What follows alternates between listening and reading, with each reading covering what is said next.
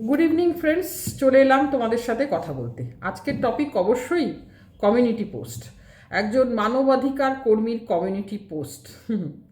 সত্যি প্রথমেই উনি অনেক বড় বড় মনীষীদের নাম লিখেছেন, বিবেকানন্দ, রামমোহন রায়, নেতাজি সুভাষচন্দ্র বোস, গান্ধীজি। আর তার সঙ্গে উনি নিজেই একটি ছেলেকে বিধর্মী বিধর্মী বলে উল্লেখ করেছেন, মানে উনি এখানে ধর্মের সুরসুরি দিয়েছেন। আর কি বলেছেন যে যাই হোক, পোস্টটা অনেক কিছু লিখেছেন, তার মেইন কতগুলো কথা বললাম। কি বলেছেন আপনি, একটি অসহায় মেয়ে এবং গরিব ঘরের অসহায় মেয়ে, তার অসহায়তার সুযোগ। আচ্ছা ম্যাডাম, কাকে অসহায় আপনি বলছেন? প্রথম কথা, কাকে আপনি অসহায় বলছেন? যে গরিব ঘরের অসহায় মেয়ে, হ্যাঁ, যে তার ব্রেকফাস্ট করে মানে তোমার আমন্ড আর এইসব আখরোট আর বাদাম এসব দিয়ে যার দিন শুরু হয়, সে কোনো অসহায় গরিব ঘরের অসহায় মেয়ে বলে তো মনে হয় না। আচ্ছা, মেয়েটি কিছুদিন আগে তার পেছনে একটা চাদর দিয়ে সে খুব অসহায়ের মতন সত্যি আমাদের সামনে ভিডিও করলো যে আমাকে এরকম করা হচ্ছে সোশ্যাল মিডিয়াতে, আমাকে বদনাম করা হচ্ছে, তার জন্য আমি খুব মানে আমি এরকম পালিয়ে বেড়াচ্ছি।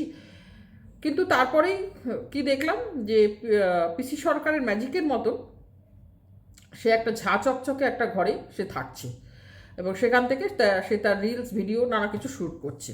এবং সে নিজেই বলছে সেটা একটা সিক্রেট রুম, যেটা নিয়ে আমি বলেছিলাম যে কোনো মানুষ সিক্রেট রুমে থাকবে কেন? হ্যাঁ, তার তো নিজেরই সম্মান থাকা উচিত যে কারা সিক্রেট রুমে থাকে, কারা লুকিয়ে থাকে, যে কোনো ক্রিমিনালরা তারা লুকিয়ে থাকে। এ নিয়ে আমি একটা ভিডিও করেছিলাম যে সিক্রেট রুমে থাকাটা কি খুব সম্মানের ব্যাপার? তাকে সিক্রেটভাবে থাকতে হচ্ছে কেন? এটা হচ্ছে প্রশ্ন। এবার আপনি বলবেন ওই ছেলেটি তার হ্যাঁ, ছেলেটি যে ভিডিওগুলো তার বিভিন্ন জায়গায় দিয়েছে সে ব্যাপারটা আমি অবশ্যই সমর্থন করি না। কিন্তু আপনি বলুন তো, মেয়েটি যে স্ট্যান্ডার্ড অফ লিভিংয়ে সে যে ঘর যেরকম ঘরে আছে, যেরকম পোশাক আশাক সে পরছে, যেরকম খাওয়া দাওয়া, যেরকম সাজগোজ স্টাইল সে দেখাচ্ছে, সেখান থেকে কোনো অংশে মনে হয় খুব সাধারণ ঘরের একটা অসহায় মেয়ে যে মানে কোনো, তার তো সমস্ত কিছুই ভীষণ মানে হাই ক্লাস। তো এইগুলো এতদিন ধরে কে মানে কি করে তার খরচ কি করে চলছে, মানে কি করে অ্যাফোর্ড করছে এই ধরনের দামি জামা কাপড়, এত দামি দামি সাজগোজ জিনিসপত্র, এবং সেগুলো নিয়ে বেশ রীতিমতো শো অফ করে করে কথা বলছে। তাহলে এখান থেকেই তো একটা প্রশ্ন ওঠে যে তার এই খরচগুলো কে বহন করছে? এবং তার মানে নিজে সাধারণ ঘরের গরিব ঘরের অসহায় মেয়েরা না অনেক মেহনত করে নিজেদের পেট চালায় ম্যাডাম, অনেক মেহনত করে। আপনি তো আমার থেকে বেশি দেখবেন মানবাধিকার কর্মী যখন, তাদের কিন্তু মানে দেখলেই বোঝা যায় তারা মেহনতি মেয়ে, কষ্ট করে জীবন চালাচ্ছে। তারা কিন্তু এরকম লাক্সুরিয়াস লাইফস্টাইল লিড করতে পারে না। তাহলে এই মেয়েটি তাহলে কারোর ঘাড়ে কাঁঠাল ভেঙেই নিশ্চয়ই এগুলো রোজগার করছে, কারণ তার বাপের বাড়ির অবস্থাও ভালো না, সেটাও আমরা দেখেছি তার ভিডিওতে। হ্যাঁ, যে খুব সাধারণ ঘরের মেয়ে, তার সাধারণ সেই রকম অবস্থায় পোশাক আশাক, হঠাৎ করে কী রকম আলাদিনের আশ্চর্য প্রদীপ পেলো না, পিসি সরকারের কি কোন ম্যাজিকটা হলো যে সে হঠাৎ করে তার মানে এরকম ঝাঁ চকচকে একটা ঘরে চলে এলো, তার এত জামা কাপড় হাই ক্লাস সব কিছু দেখতে শুরু করে দিলাম। এখানেই তো প্রশ্নটা ওঠে না যে মেয়েটি খুব মানে সাধারণ অসহায় মেয়ে তকমা তাকে আমরা দিতে পারি না। এবং তার কথাবার্তা, হ্যাঁ, যে যথেষ্ট সেরকমভাবে সে তির্যকভাবে করছে এবং নিজেকে যথেষ্ট হাইফাইভাবে সে নিজেকে প্রেজেন্ট করছে। কোনোভাবে তার মধ্যে তো কোনো অসহায়, সেই যে আগে মানে চাদর ঝুলিয়ে যখন অসহায়ভাবে এসেছিল, মানে খুব তাড়াতাড়ি, হ্যাঁ খুব তাড়াতাড়ি হঠাৎ করে, মানে একদম বললাম তো, এই চাদর ঝুলিয়ে অসহায় মেয়ে আবার হঠাৎ করে একদম পিসি সরকারের ম্যাজিক হয়ে গেল, সে লাক্সুরিয়াস লাইফস্টাইলে চলে গেছে। এটা কি করে সম্ভব হচ্ছে আপনার মনে হয়? আপনার ওই ছেলেটিকে নিয়ে অনেক বক্তব্য। প্রথম কথা, ধর্মের সুশ্রুতিটা দেবেন না ম্যাডাম, হ্যাঁ ধর্মের সুশ্রুতিটা নেবেন না। ছেলেটি যে তার যে ভিডিওগুলো দিয়েছে সেগুলো আমি সমর্থন করছি না, কিন্তু একটা বলুন তো, 8 বছর ধরে কেউ যদি তার মানে অনেক কিছু তার ফিনান্সিয়াল অনেক কিছু তার কারোর উপর সে ঢালে, হ্যাঁ, তারপরে তাকে যদি সে মানে হঠাৎ করে একদিন ঠকিয়ে চলে যায়, তখন তো যে কোনো মানুষেরই একটা রাগ হবে। হ্যাঁ, তো আপনি বলছেন যে তাকে আটকে রাখতে চেয়েছিল, তাকে আটকে রাখতে চাইবে কেন? এখানে তো একটা পরস্পর যারা লিভিনও করে তখন তো একটা তাদের পারস্পরিক তো একটা ভালোবাসা থাকে, পারস্পরিক তাদের একটা বন্ধন থাকে। এবং সবথেকে বড় কথা, ছেলেটি মেয়েটির খরচা চালিয়েছে, মেয়েটি কিন্তু নিজের খরচায় চলেনি। এটাই প্রমাণ করে, কারণ এই মুহূর্তে মানে কে তাকে তো একদিনে তো এতগুলো কিছু দেয়নি, দিনের পর দিন নিশ্চয়ই তার একটা খরচ, বড় খরচ সে চালিয়েছে, এবং সেই হাহাকার থেকে ছেলেটি এসেছিল। এবার ধরুন ছেলেটি খুব খারাপ কাজ করেছিল, আপনার কথা মেনে নিলাম, তাহলে আপনি কোনো 5 বছর ধরে সংসার করা একটি হাজব্যান্ডের তার বইয়ের পার্সোনাল চ্যাটটা রিভিল করে দেওয়া, সেটা কোনো খারাপ কাজ নয়, সেটা বেআইনি নয়? আমি জানি না। আর আপনি হঠাৎ করে এখানে আসছেন বারবার আপনার ক্লায়েন্টের ব্যাপার হয়ে, আপনি আইদার এখানে কন্ট্রোভার্সি ক্রিয়েটার হিসেবে আসুন, হ্যাঁ, যে আমি এখনও তো তা মানে আমি একে সাপোর্ট করি, আমি এর পক্ষে এই যুক্তি দেব, বা বিরোধীরা যে যুক্তিগুলো দিচ্ছে সেগুলো খণ্ডন করব। আপনি আসেন হঠাৎ করে একটা মানবাধিকার কর্মী, এসে আবার বলেন আমার ক্লায়েন্টের জন্য এসেছি। ক্লায়েন্টের কথা আপনি এই ইউটিউবে বলবেন কেন? আপনার ইউটিউবে এসে আপনি ক্লায়েন্টের কথা বলবেন কেন? এটা তো কোনো ইউটিউব তো কোনো কোর্ট নয়। আপনার ক্লায়েন্টের কি কথা আপনি কোর্টে গিয়ে সেগুলো প্রমাণ করুন যে আপনার ক্লায়েন্ট সত্যি বলছে কে মিথ্যে বলছে। ইউটিউবে এসে ক্লায়েন্ট করে কথাগুলো বলেন কেন? আপনি হঠাৎ করে আসেন মানবাধিকার কর্মী, আপনি মানবাধিকার কর্মী মানে একটি মানে বিশেষ মানুষের সময় আপনি মানবাধিকার হয়ে যাচ্ছেন, মানে একটি মেয়ের বেলায় আপনি মানবাধিকার কর্মী, তার মানে তার মানুষের অধিকার নিয়ে আপনি চলে আসছেন। কিন্তু আরেকটি মেয়েকে যখন তার অ্যাড্রেস রিভিল করা হচ্ছিল, তাকে সে ট্রেনে করে কোথায় যাচ্ছে সেগুলো যখন মানে সমস্ত কিছু বলে দেওয়া হচ্ছিল, মানে যেখানে তার একটা সিকিউরিটির প্রশ্ন, রীতিমতো মানে ভিডিওতে তাকে থ্রেট দেওয়া হচ্ছিল যে একটা ফ্ল্যাট ছাড়া করেছি, আরেকটা ফ্ল্যাটও তোকে ছাড়া করবো, দেখি তুই কি করে থাকিস, এই ধরনের যখন থ্রেট দিচ্ছিল, তখন আপনি আপনার মানবাধিকার কর্মীর যে একটা মেয়ের যে সেও যে একটা সাধারণ মেয়ে, হ্যাঁ, তার অধিকার, তার অসহায়তা, সেগুলো আপনার চোখে পড়েনি? তার পুরো পরিবারকে টানা হয়েছে, চোখে পড়েনি?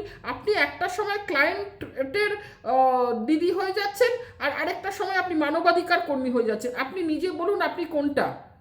একটা মেয়ের ব্যাপারে আপনি মানবাধিকার কর্মী, হঠাৎ করে সেই মেয়েটার অসহায় আপনারা সব অভিশাপ করবেন, মেয়েটার বিছানায় চোখের জল ফেলছে, এগুলো আপনার খুব চোখে পড়ছে। আর আরেকটি মেয়ের বেলায় তাকে যখন পুরো ওয়াইটিতে তাকে না কথা বলে তাকে যে কি বলা হয়েছে আর কি বলা হয়নি, তাকে 10বার প্রেগনেন্ট করে দেওয়া থেকে, তার চরিত্র নিয়ে যা খুশি বলা থেকে, তখন আপনার মানবাধিকার কর্মী আপনার এই ভেতরের ফিলিংসটা কোথায় ছিল? একটা কোথাও তো দেখিনি আপনি এরকম কমিউনিটি পোস্ট দিতে, যেগুলো করো না। তার অ্যাড্রেস রিভিল করা হচ্ছিল, সে কোথায় যাচ্ছে সমস্ত কিছু স্টক করা হচ্ছিল, তাকে ওপেন থ্রেট দেওয়া হচ্ছিল, তাকে ফ্ল্যাটে থাকতে দেবে না। কোথায় ছিলেন আপনি? তখন মনে হয়নি যে কোনো আপনার কোনো বাইরের দেশের ছেলে এসে সমানে এরকম ধরনের থ্রেট দিচ্ছে, সমানে তাকে নিয়ে এরকম তার অ্যাড্রেস রিভিল করে কোন রাস্তা কোন গলি কি এরকম করে দেখাচ্ছে, সেগুলোর সময় আপনার মনে হয়নি যেগুলো উচিত না? একটা মেয়ের সিকিউরিটির প্রশ্ন আছে। আপনি হঠাৎ করে মানবাধিকার কর্মী হবেন, হঠাৎ করে একদিন আপনার ক্লায়েন্টের কথা আপনি বলবেন কেন? কারণ আরেকজনেরও তো ক্লায়েন্ট আছে, তাদেরও তো সে ক্লায়েন্ট, তারা তো সেখানে কিছু বলছে না। আপনি হঠাৎ করে মানে কিছুদিন পরে যখনই কেউ একটু মানে এখানে কন্ট্রোভার্সি উঠে যায়, আপনি হঠাৎ করে সেখানে এসে বসে পড়েন। হ্যাঁ, আপনি কন্ট্রোভার্সি ক্রিয়েটার হিসেবে যুক্তি দিতে বসতেই পারেন, সে ব্যাপারে আমার আটকানোর দায়িত্ব নেই, মানে আমরা কেউ বলতে পারি না, কারণ আপনি ইউটিউবে একজন ক্রিয়েটার হিসেবে আসুন, কিন্তু সেখানে মানবাধিকার কর্মী বা ক্লায়েন্টের কথা বলতে আপনি আসবেন কেন? সত্যি কথা বলতে জানেন তো, মানে সত্যিটাকে চাপা দেওয়া যাবে না, সত্যিটা বেরিয়ে পড়েছে। আর আপনি যদি নিজের সম্মান রক্ষা করতে চান, তাহলে এবার মানে নিজের সম্মানটা নিজেই রক্ষা করুন। আপনাকে কিন্তু এখন আর কেউ সেই মহান আপনি দিদি আপনি বসলেন আর সবাইকে কেসের ভয় দেখালেন বলে সবাই গুটিসুটি মেরে যাবে না। মানুষের নয়, বাঘ আসছে ওই ভয় বলে না, ওইটা আস্তে আস্তে চলে যায়। আপনার ক্ষেত্রেও সেটা হয়েছে। কি কেস দেবেন, কটা কেস দেবেন? কারণ মানুষের বাকস্বাধীনতাকে আপনি কেড়ে নেবেন? এ কোন আমাদের ইন্ডিয়ান ল না? একটু সবাই কনস্টিটিউশন, আমরা তো পড়াশুনো করেছি, আর সবাই এইটুকু মিনিমামগুলো না একটা অশিক্ষিত মানুষও আজকাল বলে দিতে পারে। সুতরাং কারণ মুখ আপনি এভাবে বন্ধ করতে পারেন না। যারা যা প্রমাণ পাচ্ছে, যা দেখছে, সেগুলো বলবেই। এবার আপনার যদি ক্লায়েন্টের হয়ে আপনি প্রুফ করাতে চান, সেটা আপনি কোর্টে গিয়ে করুন, এখানে কেন বলছেন? ইউটিউবে কন্ট্রোভার্সি ক্রিয়েটার হয়ে বসুন, ঠিক আছে, কিন্তু ইউটিউবের মানবাধিকার দিদি বলে একটা বিশাল বড় করে কমিউনিটি পোস্ট দেবেন, কে অসহায়, কার চোখের জল ভাসছে, তার জন্য আমাদের অভিশাপ করতে হবে, তাহলে সেই দিন সেই মেয়েটার জন্য কারোর অভিশাপ করতে হয়নি? তাহলে তো তাদের বেশি করে কারণ আপনাকে যে নিয়ে এসছে সেই বলেছে সেই মেয়েটিকে আমরা গরম জলে সার্ফ দিয়ে একবার ধুয়েছি, তুলেছি, আবার সার্ফ দিয়ে আবার গরম জলে ফেলেছি, মানে এইভাবে তাকে মানে রীতিমতো ভার্বালি তাকে আমরা চিড়ে খেয়েছি।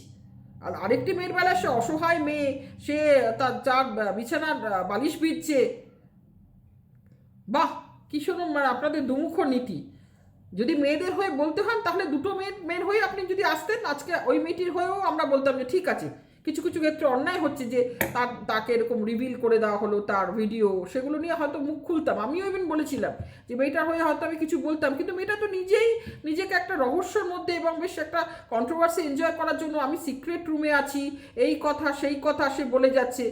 আর আলাদিনের কোন আশ্চর্য প্রদীপ সে হঠাৎ করে পেলো বলুন তো, যে রাতারাতি একদম সে মানে অসহায় হয়ে সে ঘুরে বেড়াচ্ছিল এদিক ওদিক, তার কোনো থাকার জায়গা নেই, তার কোনো খাওয়ার কিছু নেই, আর সে হঠাৎ করে একবারে লাইভিস্টিং একটা লাইফস্টাইলে সে পৌঁছে গেছে। সে সকালে আমন্ড দিয়ে তার শুরু হচ্ছে দিন, আর বিশাল বিশাল হাইফাই সে ড্রেস পরছে, তার বিশাল ল্যাভিশিং ঘর সে দেখাচ্ছে। কোথা থেকে আসছে সে কী ইনকাম করে? আপনি সেইগুলো এখানে বলে দিন যে হ্যাঁ ওর মানে ওর এই ইনকামের সোর্স অফ ইনকামটাই, তাই দিয়ে ও তার লাইফস্টাইল লিড করছে। সব কিছু বেরিয়ে যাচ্ছে। এত কোইন্সিডেন্স হতে পারে বলুন তো? দুটো রিসোর্টের একই সময় দুটো মানুষ চলে গেল, আর আপনি বলছেন যে যে ওরা কি যোগাযোগ আছে? যোগাযোগ আছে তো, সেটা তো আপনি আবার মেয়েটির খোঁজ করছেন আমাদের কাছে এসে, কারণ আপনার ক্লায়েন্ট নাম্বার দিয়ে দেবে না? কারণ সে তো বলেছে আপনার ক্লায়েন্টের নাম নিয়েছে, শুধু নাম নিয়ে তার সঙ্গে যোগাযোগ আছে শুধু না, সে বলেছে তাকে এডিটিং শিখিয়েছে। একটা এডিটিং শেখাতে গেলে কতটা ক্লোজ হতে হয় ভাবতে পারেন?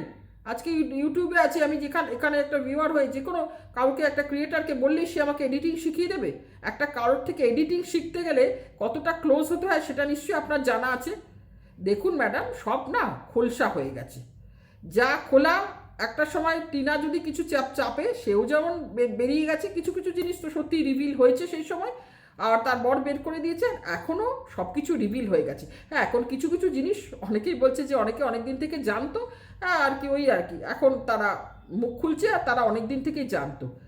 আর এখন তো অনেক কিছুই বেরিয়ে যাচ্ছে, আর কি আপনি আর চাপতে আসবেন না, আর চাপতে আসবেন না, কিছু বলতে থাকুন, আপনি দেখতে থাকুন না, আর আপনার লড়াই আপনি লড়ুন না কোর্টে গিয়ে। আর মানবাধিকার যদি দিদি হিসেবে বসেন এখানে, তাহলে সবার জন্য সমান মানবাধিকারটা দেখাবেন, সেটা আপনি আগে দেখাননি। সুতরাং এখন আর মানবাধিকার দিদি মানে কি বলবো ইয়ে নিয়ে, চরিত্র নিয়ে যদি আপনি সামনে আসেন, কে অসহায় মেয়ে তাকে সবাই কি বলছে, আমাদের সবারই হাসি পাবে, আর কিছুই না, বুঝলেন তো?